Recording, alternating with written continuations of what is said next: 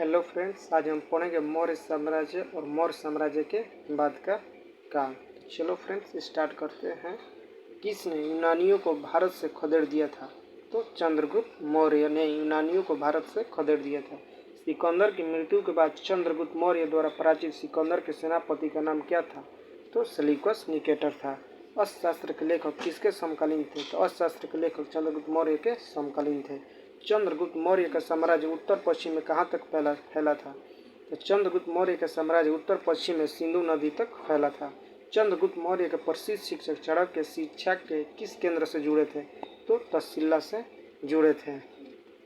पांडुलिपियों के मूल संस्थापक और कौटिल्य के अर्थशास्त्र के संस्थापक कौन थे? तो आर्य शास्त्री थे। कौटिल्य का अर्थशास्त्र मुख्य रूप से किससे संबंधित है? तो कौटिल्य का अर्थशास्त्र मुख्य रूप से राजनीति से संबंधित है। अर्थशास्त्र किसके द्वारा लिखा गया है? तो अर्थशास्त्र कौटिल्य के द्वारा लिखा गया है। चंद्रगुप्त मौर्य के दरबार में भेजा गया यूनानी राजदूत कौन था? तो चंद्रगुप्त मौर्य के दरबार में भेजा गया यूनानी राजदूत मेगास्थनीज था। बिंदुसार के शासनकाल के दौरान डैश में अशांति थी, तो तक्षशिला में अशांति थी। बिंदुसार ने डैश में विद्रोह को दबाने के लिए अशोक को भेजा, तो उज्जैन में विद्रोह को दबाने के लिए अशोक को भेजा। अशोक किस वंश का राजा था? तो अशोक मौर्य वंश का राजा था। सम्राट अशोक की पत्नी कौन थी जिसने उससे प्रभावित किया था? तो कारुबाकी। किस भारतीय शासक ने कलिंग का युद्ध लड़ा था? तो अशोक। मौर्य वंश में कलिंग युद्ध किस वर्ष में हुआ था? 261 ईसा पूर्व में हुआ था।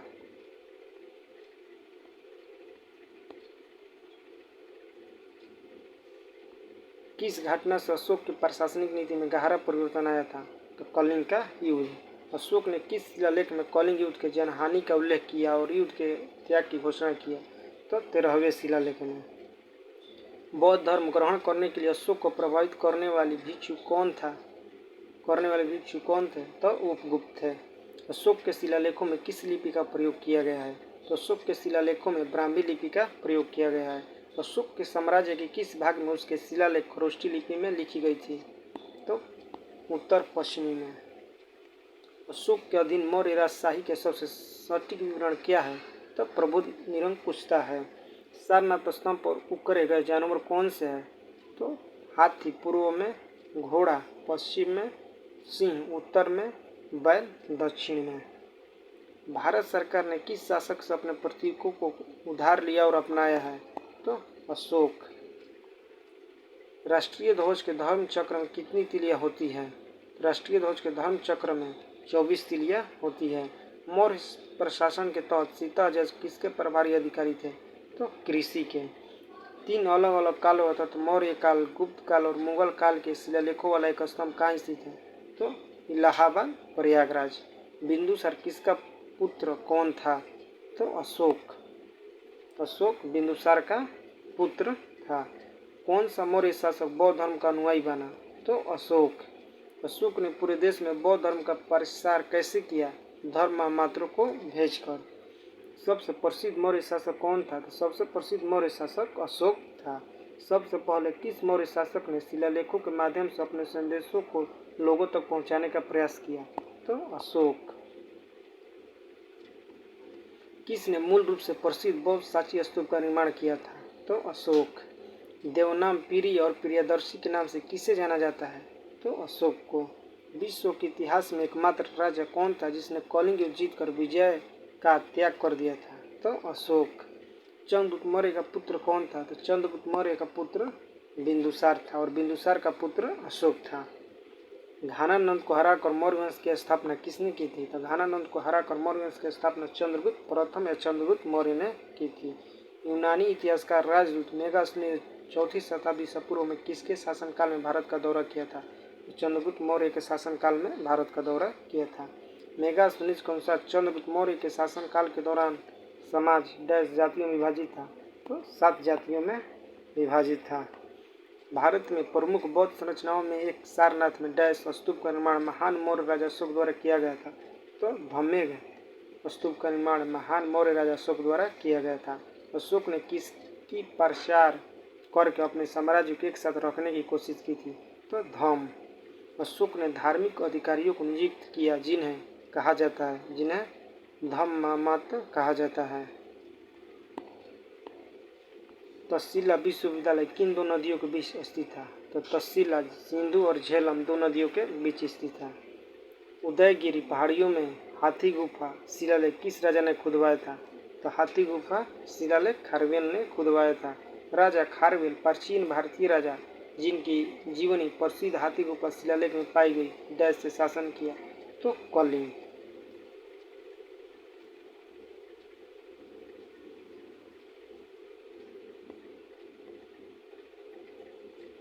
तटीय उड़ीसा का प्राचीन नाम क्या था? तो तटीय उड़ीसा का प्राचीन नाम कलिंग था। अशोक के शिलालेखों में कौन सी जानकारी मिलती है? तो अशोक के शिलालेखों में जीवनी कहानी, आंतरिक रीति और विदेशी नीति की जानकारी मिलती है। भारत में सबसे पुरानी जीवित रॉक कट गुफाएं बराबर गुफाएं किस काल की है? तो मौर्य साम्राज्य की है। कौन से स्तंभ रॉक स्तंभ को दर्शाते हैं? तो मौर्य स्तंभ। मौर्य काल में डैश केवल राज्य का अधिकार था? तो खान। क्या? मौर्य काल में खान केवल राज्य का अधिकार था। अशोक का जौगड़ा शिलालेख किस राज्य में स्थित है? तो उड़ीसा में स्थित है। अशोक का जौगड़ा शिलालेख किस राज्य में स्थित है? तो उड़ीसा में स्थित है। उस राज्य के नाम क्या है जो चंद्रगुप्त प्रथम को लिच्छवियों से दहेज में प्राप्त हुआ था? तो पाटलिपुत्र। मौर्य साम्राज्य की राजधानी क्या थी? तो मौर्य साम्राज्य की राजधानी पाटलिपुत्र थी। भारत सरकार के प्रतीक चिन्ह में मौर्य वंश से किसे नहीं अपनाया गया है? सत्यमेव जयते। सारनाथ में एक स्तंभ के शीर्ष पर रखे गए सिंह जिसे हम अपने नोटों पर देखते हैं मूल रूप से किस सामग्री पर उकरे गए थे? तो पत्थर। श्रीलंका में सम्राट अशोक के समकालीन शासक कौन थे? तो 30। पुष्यमित्र शुंग द्वारा मारा जाने वाला अंतिम मौर्य शासक कौन था? तो वृहद्रथ। बिहार के देवदारगंज में पाई गई प्रसिद्ध चौबरी धारक मूर्ति को किस काल से संबंधित के रूप में वर्गीकृत किया गया है? तो मौर्य। डैश में सुदर्शन झील मौर्यों के शासन के दौरान निर्मित एक कृत्रिम जलाशय था? तो गुजरात में सुदर्शन झील मौर्यों के शासन के दौरान निर्मित एक कृत्रिम जलाशय था। तोसली मौर्य साम्राज्य के पूर्वी प्रांत की राजधानी थी। तोसली मौर्य साम्राज्य के पूर्वी प्रांत भारतीय प्रांत की राजधानी थी। मौर्य काल के बाद मौर्य वंश के तुरंत बाद किस राजवंश ने मगध साम्राज्य पर शासन किया? तो शुंग राजवंश ने। पुष्यमित्र शुंग के समकालीन योग के प्रणेता कौन थे? तो पतंजलि। शुंग वंश का संस्थापक कौन था? तो शुंग वंश का संस्थापक पुष्यमित्र शुंग था। शासक गौतमीपुत्र सातकर्णी किस वंश से संबंधित है? तो गौतमीपुत्र सातकर्णी सातवाहन वंश से संबंधित है।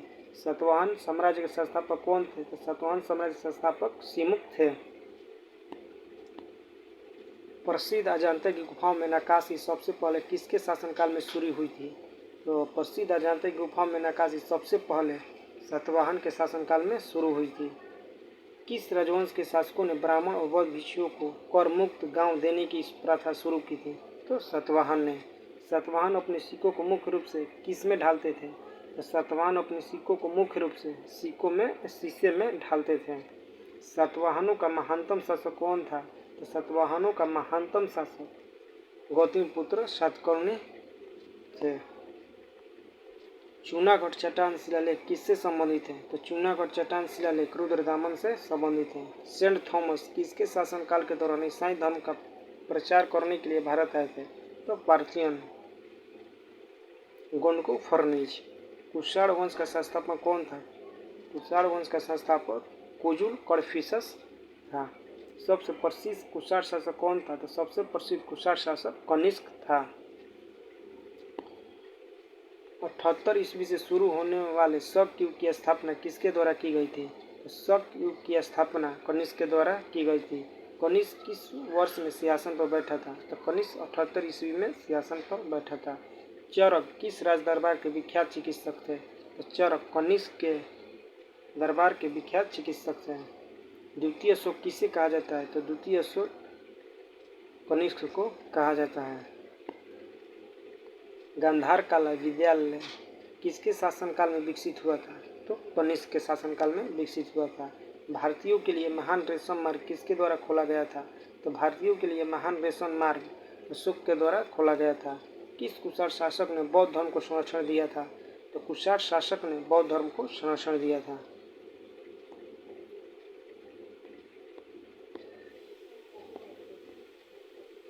कनिष्क की राजधानी कहाँ थी? तो कनिष्क की राजधानी पुरुषपुर थी। कनिष्क के समकालीन कौन थे? तो कनिष्क के समकालीन नागार्जुन, अश्वघोष और वसुमित्र थे। कुषाण काल के दौरान मूर्तिकला की गांधार शैली किसका एक संयोजन है? तो इंडो ग्रीक शैली का एक संयोजन है। कुषाण काल में सबसे बड़ा विकास किस क्षेत्र में हुआ? तो कालाश क्षेत्र में सबसे बड़ा विकास हुआ। कुषाण मूर्तियों का सबसे बड़ा संग्रह किस संग्रहालय में स्थित है? तो मथुरा संग्रहालय में स्थित है।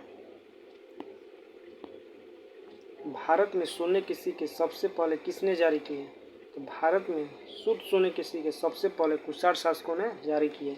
तीसरी शताब्दी में वाकाटक वंश का संस्थापक कौन था? तो तीसरी शताब्दी में वाकाटक वंश का संस्थापक विंध्य शक्ति था। शक की स्थापना डैश में हुई थी? तो 78 ईस्वी में हुई थी। अमरावती कला विद्यालय किस क्षेत्र के सातवाहनों के संरक्षण में विकसित हुआ था? तो आंध्र में विकसित हुआ था। किस शासक के लिए एक्का ब्राह्मण प्रयुक्त हुआ था? तो गौतमीपुत्र सातकर्णी। पाल वंश का संस्थापक कौन था? तो पाल वंश का संस्थापक गोपाल था। कनिष्क एक राजा था। तो कनिष्क एक कुषाण राजा था। कौन से शासक युजी खानाबदोश लोगों के साथ घनिष्ठ रूप से जुड़े थे? तो कुषाण। प्राचीन भारत में गांधार कला विद्यालय किस राजवंश ने विकसित किया था? तो कुषाण वंश ने। शल्य चिकित्सा के जनक के रूप में किसे जाना जाता है? तो सुश्रुत को। डैश चिकित्सा और शल्य चिकित्सा पर एक प्राचीन संस्कृत पाठ है। तो सुश्रुत संहिता चिकित्सा और शल्य चिकित्सा पर एक प्राचीन संस्कृत पाठ है। गुर्जर प्रतिहारों, राष्ट्रकूटों और पाल वंश के शासकों ने डैश पर नियंत्रण की लड़ाई लड़ी थी? तो कन्नौज पर नियंत्रण के लिए गुर्जर प्रतिहार, राष्ट्रकूट और पाल वंशों के शासकों ने लड़ाई लड़ी थी। राजा रुद्रदामन किस वंश के थे? तो राजा रुद्रदामन शक वंश के थे। विक्रम संवत की शुरुआत कब हुई थी? तो विक्रम संवत की शुरुआत 57 ईसा पूर्व में हुई थी। तो फ्रेंड्स, हम मिलते हैं नेक्स्ट वीडियो में।